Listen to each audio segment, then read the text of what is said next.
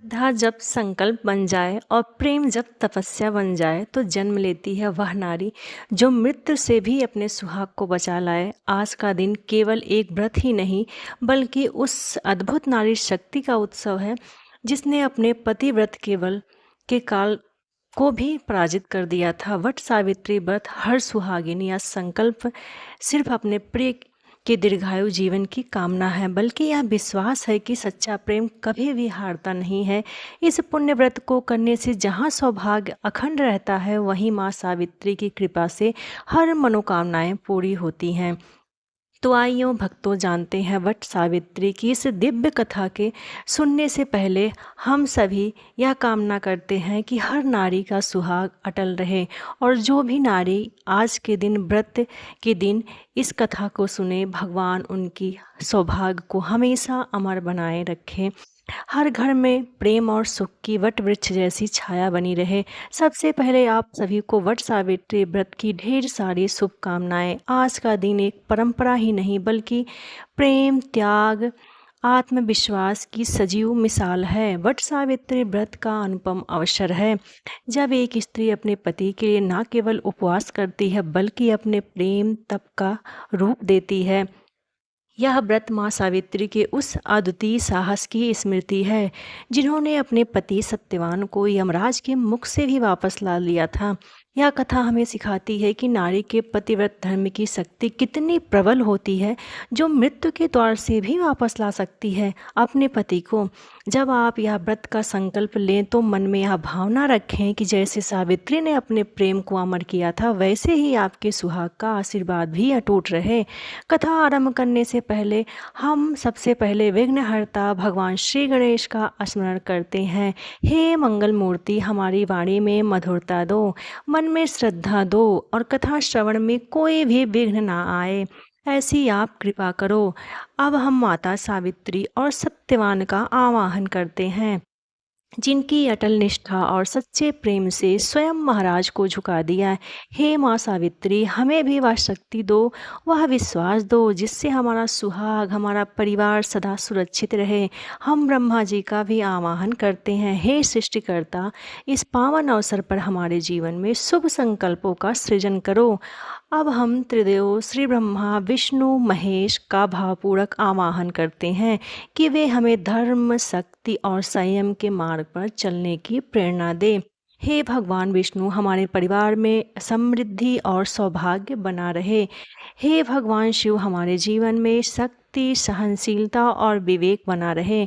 अंत में हम सभी देवी देवताओं से अपने पितरों से प्रार्थना करते हुए यह संकल्प व्रत सफल करते हैं। हर स्त्री के मन की कामना होती है कि वह कथा केवल एक कहानी या कहकर बनकर हमारे जीवन की प्रेरणा बन जाए। हे देवों, कृपया इस कथा में उपस्थित होइए और अपने आशीर्वाद से इसे पूर्ण कीजिए। एक बार देवी पार्वती जी ने महादेव जी से कहा, हे प्रभु, देवता जगत के पति शंकर प्रभास क्षेत्र में स्थित ब्रह्मा जी की प्रिया जो सावित्री देवी हैं, आप कृपया उनके चरित्र मुझसे कहिए, जो उनके व्रत का महत्व है और उनके संबंध का इतिहास है और जो स्त्रियों के पतिव्रत को देने वाला सौभाग्यदायक है और महान उदय करने वाला हो।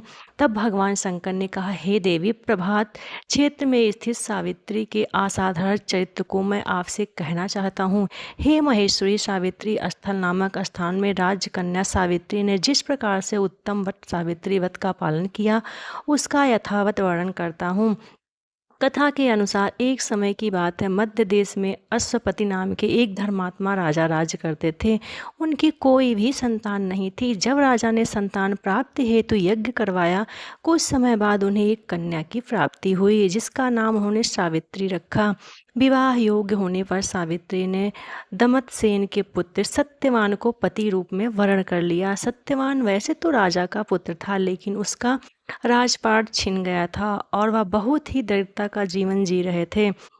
उनके माता पिता की भी आंख की रोशनी चली गई थी। सत्यवान जंगल में लकड़ी काट कर लाते और उन्हें बेचकर जैसे तैसे अपना गुजारा कर रहे थे। जब सावित्री और सत्यवान के विवाह की बात चली तब देवर्षि नारद ने सावित्री के पिता राजा अश्वपति को बताया कि सत्यवान अल्प आयु है और विवाह के 1 वर्ष बाद ही उसकी मृत्यु हो जाएगी। हालांकि राजा अश्वपति सत्यवान की गरीबी को देखकर अपने ही चिंतित रहने लगे और सावित्री को समझाने की भी बहुत कोशिश की। नारद मुनि की बात ने उन्हें और भी अधिक चिंता में डाल दिया, लेकिन सावित्री ने उनकी एक भी नहीं सुनी और वे अपने निर्णय पर अडिग रही। उन्होंने अपने पिता से कहा कि वे अपने जीवन में एक बार अपने पति का वर्ण कर चुकी हैं, अब वे इस निश्चय से कदापि नहीं हिल सकती हैं। अतः सावित्री और सत्यवान का विवाह हो गया। सावित्री सास ससुर और पति की सेवा करने लगी।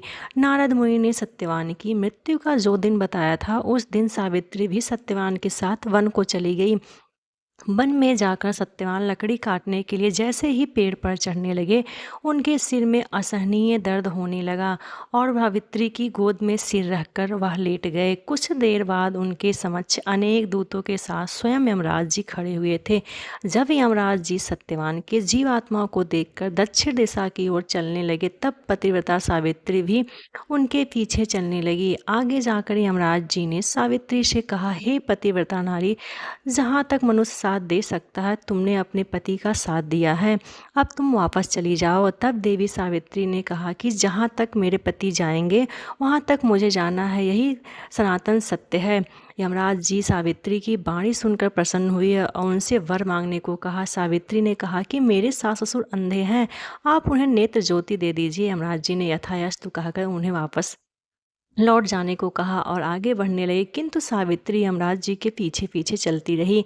तब यमराज जी ने प्रसन्न होकर फिर से उनके वर मांगने को कहा। अब की बार सावित्री देवी ने वर मांगा कि मेरे ससुर का खोया हुआ राज्य उनको वापस मिल जाए। तब यमराज जी ने यथायथास्तु कहकर पुनः उन्हें लौट जाने के लिए कहा, किंतु सावित्री अपनी बात पर अटल रही और वापस नहीं गई। सावित्री की पति भक्ति देखकर यमराज पिघल गए और उन्होंने सावित्री से एक और वर मांगने के लिए कहा। तब सावित्री देवी ने वर मांगा कि मैं सत्यवान के 100 पुत्रों की माँ बनना चाहती हूँ, कृपया कर आप मुझे यह वरदान दीजिए। तब सावित्री देवी की पति भक्ति से प्रसन्न होकर इस अंतिम वरदान को देते हुए यमराज जी ने सत्यवान की जीवात्मा को पास से मुक्ति कर दिया और अदृश्य हो गए। सावित्री देवी जब उसी वट वृक्ष के पास आई जहाँ पर कुछ देर तक उनके पहले मृत पति के शरीर को उन्होंने गोद में रखा हुआ था, तो उन्होंने पाया कि वट वृक्ष के नीचे पड़े सत्यवान के मृत शरीर में जीव का संचार हो रहा है और कुछ ही देर में सत्यवान उठकर बैठ गए। उधर सत्यवान के माता पिता की आंखें भी बिल्कुल ठीक हो गई, उनका खोया हुआ राज्य भी वापस मिल गया। भगवान शिव देवी पार्वती से कहते हैं, हे देवी, हर पतिव्रता स्त्री को अपने पति का हर हाल में साथ देना चाहिए, परिस्थिति कैसी भी हो कभी साथ नहीं छोड़ना चाहिए। और पतिव्रता स्त्री में इतनी ताकत होती है कि वह यमराज से भी अपने पति के प्राण तक वापस ला सकती है। वही सास ससुर की सेवा और पत्नी धर्म की सीख दी। इस कथा से मिलती है कि हे माँ सावित्री, आपने दृढ़ नारी संकल्प से अपने पति सत्यवान की मृत्यु के मुख से वापस पाया और आज भी हर सुहागिन स्त्री के लिए यही प्रेरणा है कि आज यह व्रत, यह कथा और यह पूजा केवल एक धार्मिक क्रिया ही नहीं बल्कि एक आत्मिक यात्रा है जिससे विश्वास, प्रेम और समर्पण के बीज बोए जाते हैं। हमने इस व्रत को पूर्ण श्रद्धा, नियम और विधि पूर्वक संपन्न किया। हे देवों, यदि जाने अनजाने में कोई त्रुटि हो गई हो तो हमें क्षमा करें।